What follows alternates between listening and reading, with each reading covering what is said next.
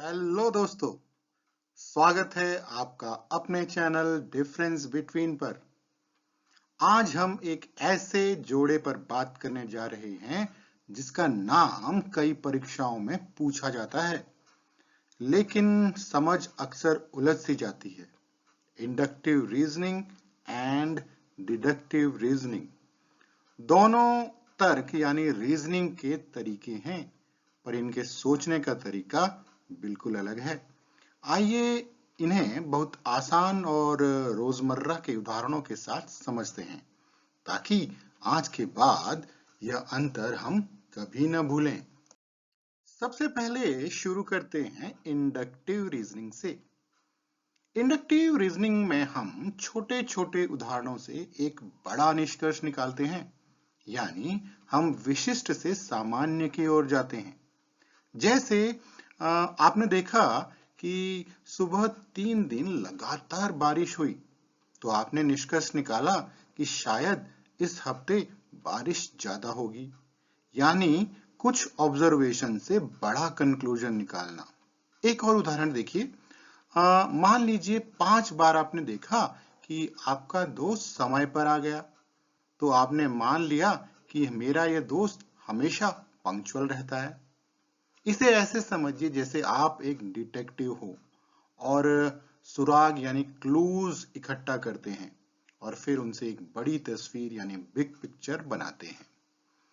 दोस्तों ध्यान रखिए, इंडक्टिव रीजनिंग में निष्कर्ष पक्का नहीं होता, यह प्रोबेबिलिटी पर चलता है, यानी अधिकतर ऐसा ही होगा। यह रीजनिंग ज्यादातर विज्ञान और रिसर्च में उपयोगी होती है, जहां पैटर्न्स को देखकर हम थ्योरीज बनाते हैं। अब आते हैं डिडक्टिव रीजनिंग पर, जो इंडक्टिव का बिल्कुल उल्टा है।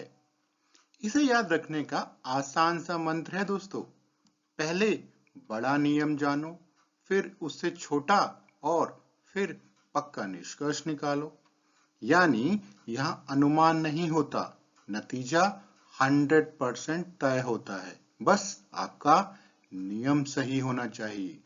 जैसे मान लीजिए नियम है कि सभी मनुष्य नश्वर हैं और फैक्ट है कि राम मनुष्य हैं, तो निष्कर्ष होगा कि राम नश्वर है, जो बिल्कुल निश्चित है, यानी 100% तय है।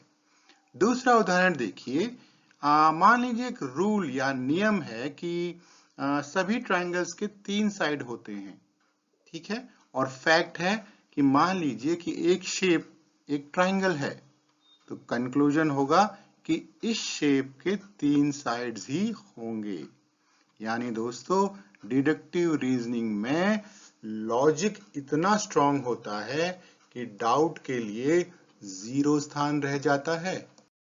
तो दोस्तों इंडक्टिव रीजनिंग कहती है कि ऑब्जर्वेशंस देखकर बड़ा अनुमान लगाओ, और डिडक्टिव रीजनिंग कहती है नियम से शुरू होकर पक्का निष्कर्ष निकालो। Inductive is equal to probability and deductive is equal to certainty. दोनों ही तर्क जरूरी हैं, पर समझ का फर्क जानना ज्यादा जरूरी है। उम्मीद है अब आपके मन में इंडक्टिव और डिडक्टिव रीजनिंग का फर्क एकदम साफ, स्थिर और याद रखने लायक तरीके से बैठ गया होगा। दोस्तों अगर आपको यह सरल यात्रा पसंद आई हो तो हमारे चैनल डिफरेंस बिटवीन को जरूर सब्सक्राइब करें, क्योंकि यहाँ लर्निंग होती है आसान, रोचक और दिल से। धन्यवाद दोस्तों, अगले वीडियो में मिलते हैं एक और शानदार डिफरेंस के साथ। तब तक के लिए नमस्कार, जय हिंद।